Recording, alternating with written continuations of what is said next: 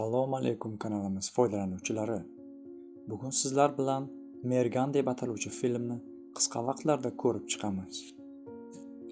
Filmni ko'rishdan oldin kanalimizga obuna bo'ling va like tugmasini bosib qo'ying. Biz esa kinoni boshlaymiz.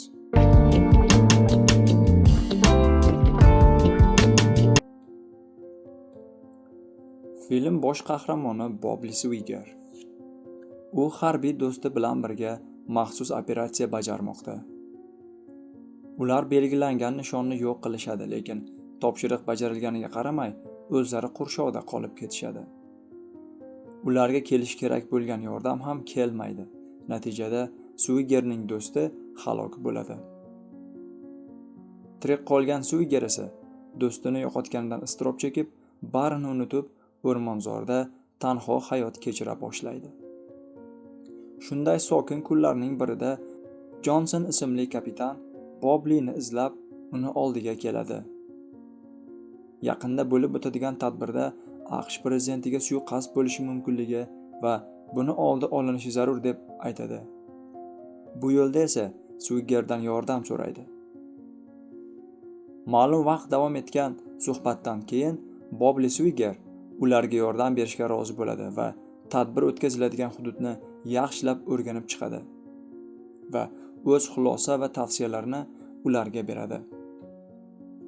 Xavfsizlik choralari yuqori darajada tashkillashtiriladi.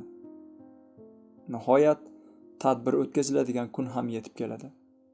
Lekin suiqasd baribir uyushtiriladi.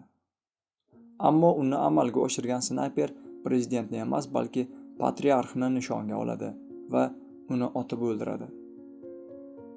U bilan bir vaqtda xoin politsiyachi ham Swigerga o'q uzib, uni o'ldirmoqchi bo'ladi. Bundan ko'zlangan maqsad esa suiqasdni Bobli Swiger qilgandek ko'rsatish uchun. Baxtga qarshi Bobli Swiger yarador holatda bo'lsa ham qochishni uddalaydi. Yo'lda FQB xodimi Nicholasni yarador qilib qochib ketadi va qochish davomida o'ziga birinchi yordamni ko'rsatadi. So'ngra esa jangda halok bo'lgan do'stining sevgilisini uyiga boradi va undan yordam so'raydi. Chunki yigitning boradigan boshqa joyi yo'q edi. Qiz uni davolab, tanasidagi o'qni olib tashlab tuzatadi. O'ziga kelgan Swiger aldanganidan jahli chiqadi. So'ngra ikkovlar birgalikda Makkor kapitan Jonsonga qarshi harakat boshlashadi. Televideniyada suiqasdni Swiger amalga oshirgani va u hozir qidiruvda ekanligini ko'rsatishadi. FQB xodimi Nicholas bu bo'lib o'tgan ishlarga ishonmaydi. Uning nazarida nimadir bir-biriga to'g'ri kelmayotgandi. Tangani aniq nishonga oladigan bu kabi mohir mergan nishonni xato qilib, bilmasdan patriarxni otib qo'yishi mumkin emas edi. Va bu ishlarning ortida kim turganini surishtirishga tushadi. Bobli Swiger do'stining xotinidan FQB xodimi bo'lgan Nicholasga kerakli ma'lumotlarni berib, uning ishini osonlashtirishga harakat qiladi. Lekin kapitan Jonson Nicholasning ortidan tushadi va uni qo'lga olib o'ldirmoqchi bo'ladi. Ammo Bobli Swiger paydo bo'lib, Jonsonning odamlaridan Nicholasni qutqarib qoladi. Endi ular ikkovlashib suiqasdni amalga oshirgan o'sha sirli snayperchi va bu ishlarning ortida kimlar turganini aniqlash uchun harakatga tushishadi. Birinchi bo'lib ishni qurollar bo'yicha mutaxassisning oldiga borishdan boshlashadi va undan kerakli ma'lumotga ega bo'lib, o'sha sirli snayperchini topib hujum qilishmoqchi bo'lishadi. Bu orada esa kapitan Jonson odamlari Bobli Swigerga yordam berayotgan do'stining bevasini qidirib, uni garovga olishadi.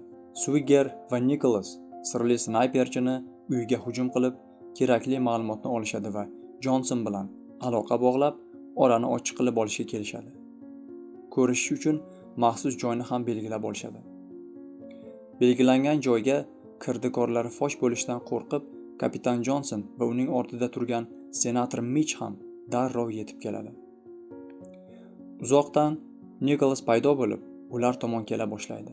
Lekin uni Bobli Swiger deb o'ylab, oldindan tayyorlab qo'yilgan kapitan Jonsonning snayperchisi otib tashlaydi.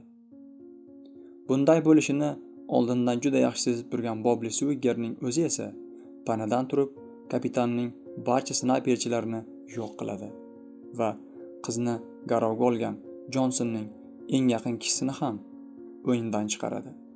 Maxsus himoyalagish sabab tirik bo'lgan Nikolas ularning oldiga keladi. Bobli ham dalillar yozilgan diktafon bilan paydo bo'ladi va ikki o'rtada suhbat boshlanadi. Qiz esa o'zini garovga olgan chalajon erkakni otib tashlaydi. Dalillar bilan ularni yengib bo'lmasligini tushungan Swig diktafonni yoqib, uni yo'q qiladi va oldindan o'zlari xabar berib qo'ygan maxsus kuchlar yetib kelgach, ularga o'zini topshiradi. Nihoyat bari tugab, Bobli o'sha kundagi suiqasdga o'zining hech qanday aloqasi yo'qligini isbotlaydi va u oqlanadi. Lekin senator Mitch va kapitan Jonson yana suvdan quruq chiqishadi. O'zlarining kirdikorlaridan faxrlanib, navbatdagi qabih rejalarni tuzib turgan bir paytda Bobli o'zining snayperi bilan paydo bo'lib, ularning bariga nuqta qo'yadi. Va film ham shu yerda o'z nihoyasiga yetadi. Kelasi safar yangi videolarda ko'rishguncha do'stlar, kanalga obuna bo'lish va like tugmasini bosish yodingizdan ko'tarilmasin.